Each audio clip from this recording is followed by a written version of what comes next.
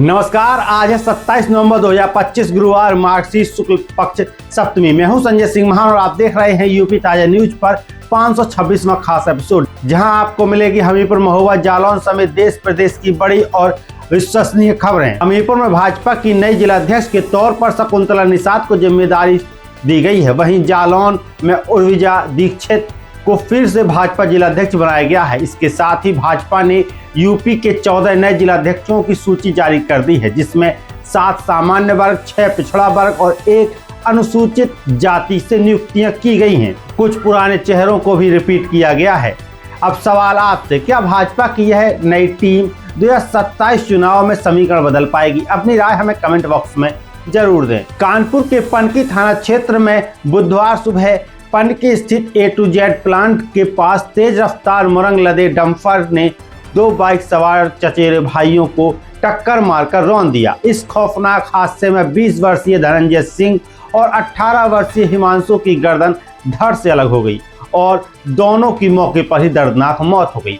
दोनों पनकी की एक पान मसाला फैक्ट्री में पैकिंग का काम करते थे और नाइट ड्यूटी खत्म करने के बाद घर लौट रहे थे। हादसे के बाद भाग रहे डंपर चालक और क्लीनर को राहगीरों ने पीछा कर पकड़ लिया और पनकी पुलिस के हवाले कर दिया। परिजनों की तहरीर पर केस दर्ज कर दोनों आरोपियों को गिरफ्तार किया गया है। अब सवाल आपसे, ओवरलोड डंपरों की रफ्तार कब थमेगी? क्या सख्त कानून का पालन हो रहा है? अपनी राय हमें कमेंट बॉक्स में जरूर दें। कोरोना महामारी के दौरान शासन और कई प्राइवेट संस्थाओं से जनपद को बड़ी संख्या में ऑक्सीजन कंसंट्रेटर दान में मिले थे, जिन्हें CSC PSC में वितरित किया गया था, लेकिन देखरेख और उपयोग न होने की वजह से 50% से अधिक कंसंट्रेटर खराब हो चुके हैं या स्टोर में पड़े धूल खा रहे हैं।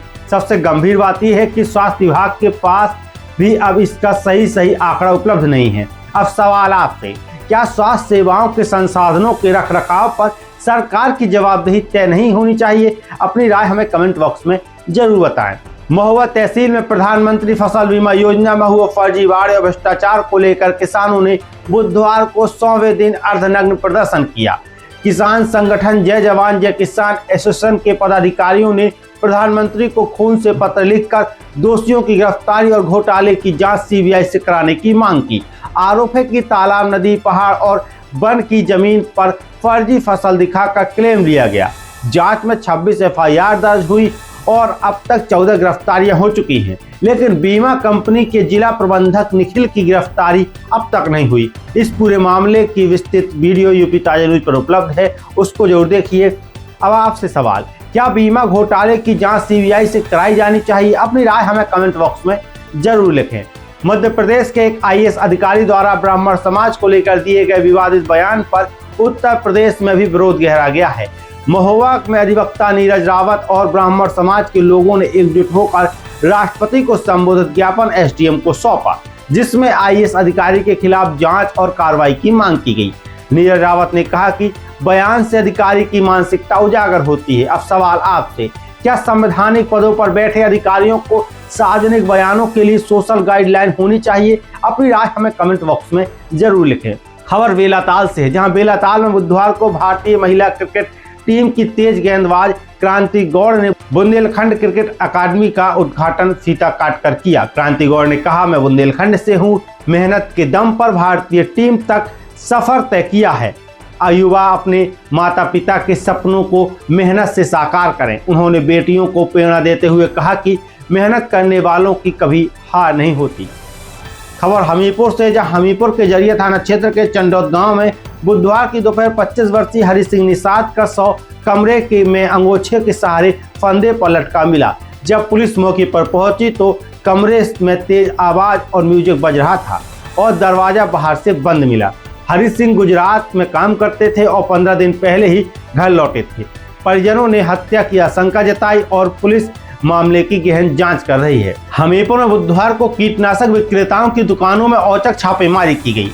उप कृषि निदेशक डॉक्टर प्रमोद कुमार और तहसीलदार सरीला ने 5 दुकानों का निरीक्षण किया, जहां 6 संदिग्ध रसायनों के नमूने जांच के लिए भेज दिए गए और 2 दुकानों से एक्सपायर दवा मिलने पर उन्हें सीज कर दिया गया। वहीं राठ में कुछ दुकानदार निरीक्षण के दौरान दुकानें बंद कर फरार हो गए, जिसके बाद उनके कीटनाशक लाइसेंस निलंबित कर दिए गए। खबर हमीरपुर से, हमीरपुर के कुरारा थाना क्षेत्र के कुसमरा गांव निवासी जवान गोविंद यादव को 23 नवंबर को जम्मू कश्मीर के कुपवाड़ा में ड्यूटी के दौरान गोली लगी थी, जिनकी इलाज के दौरान मौत हो गई थी। मंगलवार की रात झांसी से आए सेना के जवानों ने 100 को सलामी दी और बुधवार को छोटे भाई भूपेंद्र यादव ने खेत में राजकीय सम्मान के साथ चिता को मुखाग्नि दी। इस दौरान हजारों लोग मौजूद रहे और परिवार में मातम पसरा रहा। खबर जालौन से है। जालौन के उड़ई जिला कारागार में बुधवार को संविधान दिवस पर जिलाधिकारी राजेश कुमार पांडे और एसपी डॉक्टर दुर्गेश कुमार ने बंदियों को संविधान की शपथ दिलाई। अधिकारियों ने मौलिक अधिकार, कर्तव्य और संवैधानिक मूल्यों की जानकारी दी और बंदियों को समाज की मुख्य धारा में सम्मान के साथ लौटने के लिए प्रेरित किया। झांसी में बुधवार को महक कंपनी की डायरेक्टर डॉली श्रीवास्तव को प्रेमनगर पुलिस ने गिरफ्तार किया। वह 4 साल 9 महीने से फरार चल रही थी और पुलिस ने 25,000 रुपए का इनाम घोषित किया था। 2021 में वेल्थ के रिटायर्ड कर्मचारी खेमचंद शर्मा से 25 लाख की ठगी हुई थी, जिस पर 23 फरवरी 2021 को केस दर्ज हुआ था। इससे पहले 4 आरोपी अरेस्ट हो चुके हैं। गिरफ्तारी के बाद खेमचंद शर्मा ने एसएसपी से मिलकर पुलिस का आभार व्यक्त किया। खबर दिल्ली से है, जहां बुधवार को दिल्ली हाईकोर्ट ने अंतर्राष्ट्रीय क्रिकेट बेटिंग रैकेट से जुड़ी 6 याचिकाएं खारिज कर दी। कोर्ट ने कहा नेटवर्क का आधार अपराध था, इसलिए अर्जित सारा मुनाफा भी अपराध की श्रेणी में आता है। तो ये थी आज की प्रमुख और बड़ी खबरें। आपका साथ और समर्थन हमें और मजबूत बनाता है। अगर आपको हमारी खबरें पसंद आती हैं, वीडियो को लाइक करें, शेयर करें, सब्सक्राइब करें। मैं हूं संजय सिंह महान। मैं फिर मिलूंगा एक और नए बुलेटिन के लिए। हमारी अन्य खबरें आप हमारे YouTube चैनल पर जाकर देख सकते हैं। धन्यवाद।